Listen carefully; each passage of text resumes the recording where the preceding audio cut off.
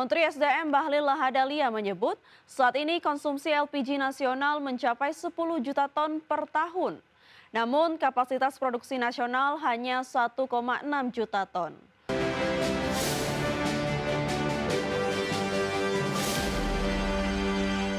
Pemerintah melalui Kementerian SDM menyebut devisa negara hilang ratusan triliun setiap tahunnya karena impor LPG.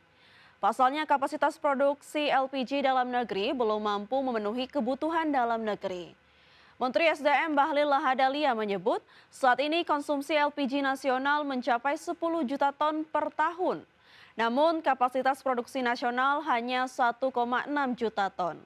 Untuk memenuhi kebutuhan LPG nasional, pemerintah mengimpor 8,4 juta ton LPG setiap tahunnya.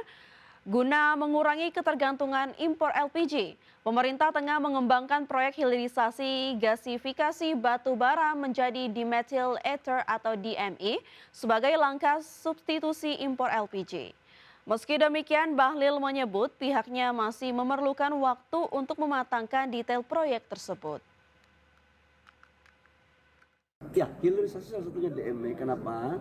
Karena kita itu masih impor LPG. Sekarang konsumsi kita LPG dengan hadirnya pabrik Lotte itu kurang lebih sekitar 10 juta ton per tahun. Dari 10 juta ton, kapasitas produksi dalam negeri kita hanya 1,6 juta.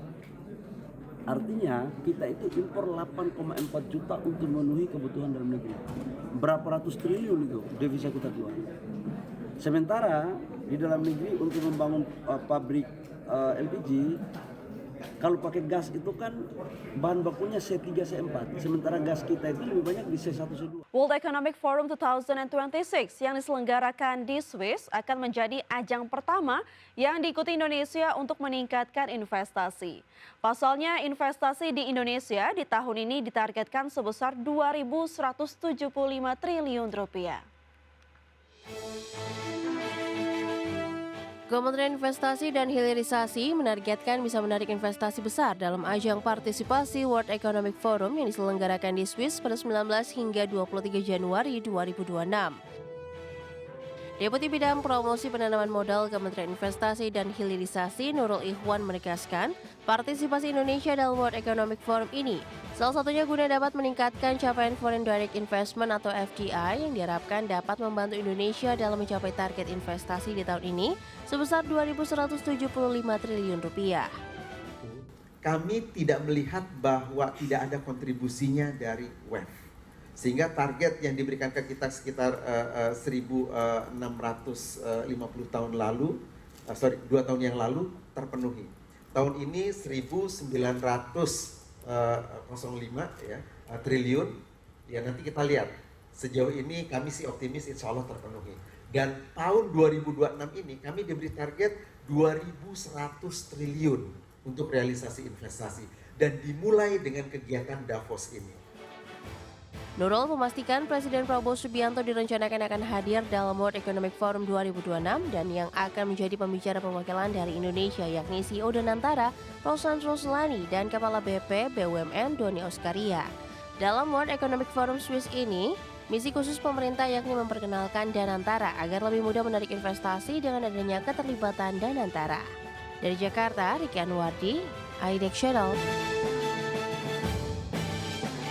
Badan Pengelola Investasi Danantara optimis keikutsertaan Indonesia dalam World Economic Forum 2026 di Swiss dapat pada 19 hingga 23 Januari 2026 ini dapat membuka peluang masuknya investasi cukup besar dari negara-negara maju dan berkembang. Managing Director Global Relationship and Governance BPI Danantara, Al Arif mengatakan kehadiran Indonesia dalam gelaran World Economic Forum Swiss 2026 akan menawarkan investasi ke sektor-sektor strategis yang menjadi prioritas agenda pembangunan nasional, seperti ketahanan pangan hingga transisi energi. Selain itu, keikutsertaan Danantara ini dapat membuka peluang menambah kemitraan strategis agar terjalin kerjasama investasi yang dapat menciptakan lapangan pekerjaan di tanah air. Di sisi lain, kehadiran Danantara di World Economic Forum Swiss ini memiliki target yang strategis, di mana investasi yang lebih terpadu di dunia usaha antar negara. Kami sangat interested dengan isu-isu transisi energi, ya, ketahanan pangan dan juga pengembangan industri yang bernilai tambah, ya. Kementeriannya Pak Nurul juga menangani ini secara Otoritas Jasa Keuangan mengungkapkan bahwa sektor jasa keuangan nasional tetap terjaga hingga Desember 2025. Ketua Dewan Komisioner OJK Mahendra Siregar menyatakan berdasarkan rilis data perekonomian global secara umum menunjukkan perbaikan meski kinerja ekonomi Tiongkok berada di bawah ekspektasi. Mahendra menyoroti aktivitas manufaktur global yang masih berada di bawah zona ekspansi dengan laju pertumbuhan termodernisasi. Mahendra menyatakan ekonomi Amerika Serikat tumbuh solid pada kuartal 3 2025 sebesar 4,3% lebih tinggi dibandingkan kuartal sebelumnya dan di atas perkiraan pasar. Namun OJK juga memastikan bahwa pihaknya tetap memperhatikan dinamika perekonomian global yang dapat mempengaruhi sektor jasa keuangan. Yang menilai stabilitas sektor jasa keuangan tetap terjaga. Berdasarkan rilis data perekonomian global, maka secara umum dapat disampaikan menunjukkan perbaikan meski kinerja ekonomi Tiongkok berada di bawah ekspektasi. Aktivitas manufaktur global tetap berada di zona ekspansi dengan laju yang termoderasi. Untuk tahun 2026, lembaga multilateral memperkirakan pertumbuhan ekonomi global masih akan berlanjut melandai dan berada di bawah rata-rata pertumbuhan pra-pandemi. Seiring dengan Pemirsa, Otoritas Jasa Keuangan telah menyelesaikan ratusan kasus perkara industri jasa keuangan.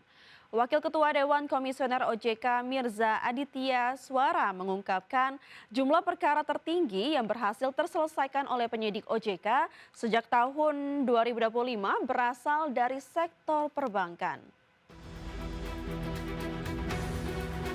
Otoritas Jasa Keuangan telah menyelesaikan ratusan kasus perkara industri jasa keuangan. Wakil Ketua Dewan Komisioner OJK Mirza Aditya Suara mengungkapkan, jumlah perkara tertinggi yang berhasil terselesaikan oleh penyidik OJK sepanjang tahun 2025 berasal dari sektor perbankan. Berdasarkan keseluruhan perbankan industri jasa keuangan, 140 perkara dari sektor perbankan, 9 perkara pasar modal, 24 perkara asuransi dana pensiun, dan 3 perkara di bidang pengawasan lembaga pembiayaan, perusahaan modal ventura, lembaga keuangan mikro, dan lembaga jasa keuangan lainnya. Dalam pelaksanaan fungsi penyidikan sampai dengan 31 Desember 2025, penyidik OJK telah menyelesaikan total 176 perkara, terdiri dari 140 perkara perbankan, 9 perkara pasar modal, 24 perkara asuransi dana pensiun, dan 3 perkara di bidangnya Pak Agusman, kita sebut TVML. Selanjutnya, jumlah perkara yang telah diputus pengadilan sebanyak 140 perkara, di antaranya 134 perkara telah mempunyai ketetapan hukum tetap atau inkrah, dan 6 perkara masih dalam tahap kasasi. Mirza menambahkan, OJK yang berperan sebagai fungsi pengawasan juga bekerja sama dengan para penegak hukum dalam menyelesaikan persoalan industri jasa keuangan. Tim Liputan IDX Channel.